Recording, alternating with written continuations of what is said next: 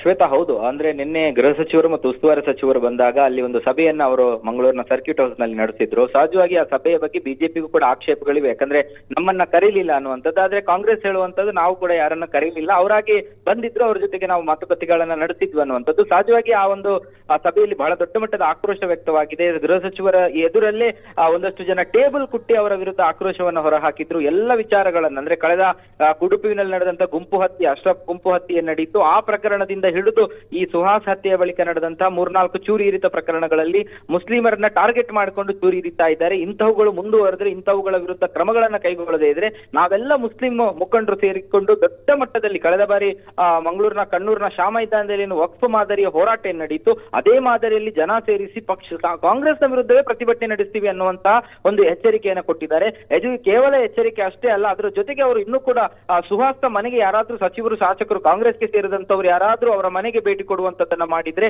ಖಂಡಿತವಾಗ್ಲೂ ಕೂಡ ಕಾಂಗ್ರೆಸ್ನ ಎಲ್ಲ ಮುಸ್ಲಿಂ ಮುಖಂಡರು ಕರಾವಳಿ ಭಾಗದಲ್ಲಿ ಸಾಮೂಹಿಕ ರಾಜೀನಾಮೆ ಕೊಡ್ತೀವಿ ಅನ್ನುವಂತಹ ಬೆದರಿಕೆಗಳನ್ನ ಕೂಡ ಹಾಕಿರುವಂತದ್ದು ಬಹಳವಾಗಿ. ಯಾಕಂದ್ರೆ ಕಾಂಗ್ರೆಸ್ ಈ ಭಾಗದಲ್ಲಿ ಕಾಂಗ್ರೆಸ್ನ ಇಬ್ಬರು ಶಾಸಕರು ಇರುವಂತದ್ದು. ಯುಟಿಕಾದ ಸ್ಪೀಕರ್ ಆಗಿದ್ದಾರೆ, ಮತ್ತೆ ಪುತ್ತೂರಿನಲ್ಲಿ ಒಬ್ಬ ಅಶೋಕ್ ರೈ ಶಾಸಕರಾಗಿರುವಂತದ್ದು. ಉಳಿದಂತೆ ಎಲ್ಲ ಬಿಜೆಪಿಯ ಬೆಲ್ಟ್ ಇಲ್ಲಿ ಈ ಭಾಗವನ್ನ ಸಹಜವಾಗಿ ಕಾಂಗ್ರೆಸ್ ಒಂದಷ್ಟು ಕಡೆಗಣಿಸ್ತಾ ಇದೆ ಅನ್ನುವಂತ ಗಂಭೀರವಾದಂತಹ ಆರೋಪಗಳು ಇರುವಂತದ್ದೇ. ಹಾಗಾಗಿ ಅದರ ಮುಂದುವರೆದ ಭಾಗವಾಗಿ ಮೊನ್ನೆ ಘಟನೆ ನಡೆದಾಗ್ಲೂ ಉಸ್ತುವಾರಿ ಸಚಿವರ ವಿರುದ್ಧ ಬಹಳ ಆಕ್ರೋಶ ಇತ್ತು. ಗೃಹ ಸಚಿವರು ಕೊಟ್ಟಂತ ಹೇಳಿಕೆಗಳ ವಿರುದ್ಧ ಇಲ್ಲಿನ ಮುಸ್ಲಿಂ ನಾಯಕರುಗಳು ಆಕ್ರೋಶ ವ್ಯಕ್ತಪಡಿಸಿದ್ರು. ಹಾಗಾಗಿ ಅವರು ಯಾವಾಗ ಮಂಗಳೂರಿಗೆ ಬರ್ತಾರೆ ಅನ್ನುವಂಥದ್ದನ್ನ ಈ ಭಾಗದ ಕಾಂಗ್ರೆಸ್ನ ಮುಸ್ಲಿಂ ನಾಯಕರು ಕಾಯ್ತಾ ಇದ್ರು. ಹಾಗಾಗಿ ನಿನ್ನೆ ಸುಹಾಸ್ ಪ್ರಕರಣದ ನಂತರ ಇಲ್ಲಿನ ಕಾನೂನು ಸುವ್ಯವಸ್ಥೆ ವಿಚಾರವನ್ನ ಪರಿಗಣನೆ ತೆಗೆದುಕೊಂಡು ಅವರು ಒಂದು ಇಲ್ಲಿ ಸಭೆಗಳನ್ನ ನಡೆಸಲಿಕ್ಕೋಸ್ಕರ ಅವರಿಬ್ಬರು ಕೂಡ ಮಂಗಳೂರಿಗೆ ಬಂದಿದ್ರು. ಇದು ಸಹಜವಾಗಿ ಅವರಿಗೆ ಆಕ್ರೋಶಕ್ಕೆ ಕಾರಣ, ಹೆಚ್ಚು ಆಕ್ರೋಶವನ್ನ ಉಂಟು ಮಾಡಿತ್ತು. ಒಂದಷ್ಟು ಆಗ್ರಹಗಳನ್ನು ಇಟ್ಟಿದ್ದಾರೆ. ಬಂದ್ ಕರೆ ಕೊಟ್ಟಂತ ಸಂದರ್ಭದಲ್ಲಿ, ಅಂದ್ರೆ ನಾವು ಅಶ್ರಫ್ ಹತ್ಯೆ ಆದಾಗ ಅವರ ಮೃತದೇಹವನ್ನ ಬಹಳ ಗೌರವಯುತವಾಗಿ ಯಾವುದೇ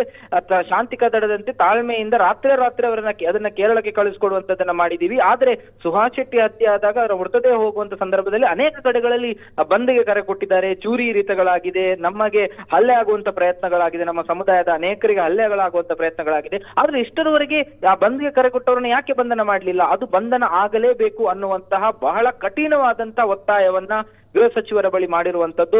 ಒಂದು ಹಂತಕ್ಕೆ ಗೃಹ ಸಚಿವರು ಕೂಡ ಪೇಚಿಗೆ ಸಿಲುಕಿದಂತಾಗಿದೆ. ಯಾಕಂದ್ರೆ ಅದಕ್ಕೆ ಅವರು ಒಂದಷ್ಟು ಹಂತದ ಸಮಜಾಯಿಷೆಯನ್ನ ಕೊಟ್ಟು ಹೋಗಿದ್ದಾರೆ ಅಷ್ಟೇ. ಆದರೆ ಇದು ಇಲ್ಲಿಗೆ ನಿಲ್ಲುವ ಲಕ್ಷಣಗಳು ಕಾಣ್ತಾ ಇಲ್ಲ. ನಮ್ಮ ಆಗ್ರಹಗಳು ಎಂಬ ಆಗ್ರಹಗಳ ವಿಚಾರದಲ್ಲಿ ಯಾವುದೇ ರೀತಿಯಾದಂತಹ ಕ್ರಮಗಳು ಆಗದೇ ಇದ್ರೆ ಮುಂದಿನ ದಿನಗಳಲ್ಲಿ ಎಲ್ಲ ನಮ್ಮ ಮುಖಂಡರು ಸೇರ್ಕೊಂಡು ಒಂದು ನಿರ್ಧಾರಕ್ಕೆ ಬರ್ತೀವಿ ಅನ್ನುವಂತ ಖಡಕ್ ಸಂದೇಶವನ್ನ ಕಾಂಗ್ರೆಸ್ ನಾಯಕರಿಗೆ ಕೊಟ್ಟಿದ್ದಾರೆ. ಬಹುತೇಕ ಈ ವಿಚಾರ ಕೇವಲ ಗೃಹ ಸಚಿವರು ಮತ್ತು ಉಸ್ತುವಾರಿ ಸಚಿವರ ಒಳಗಡೆ ಮಾತ್ರ ಇಲ್ಲ, ಇದು ನೇರವಾಗಿ ಡಿ.ಕೆ. ಶಿವಕುಮಾರ್ ಮತ್ತು ಸಿದ್ದರಾಮಯ್ಯನವರವರೆಗೂ ಕೂಡ ತಲುಪಿರುವಂತದ್ದು. Shweta, thank you Bharatraj.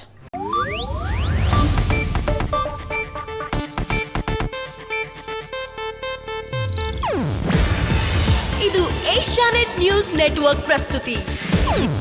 ನೀವು ನೋಡ್ತಿದ್ದೀರಾ ಏಷ್ಯಾನೆಟ್ ಸುವರ್ಣ ನ್ಯೂಸ್.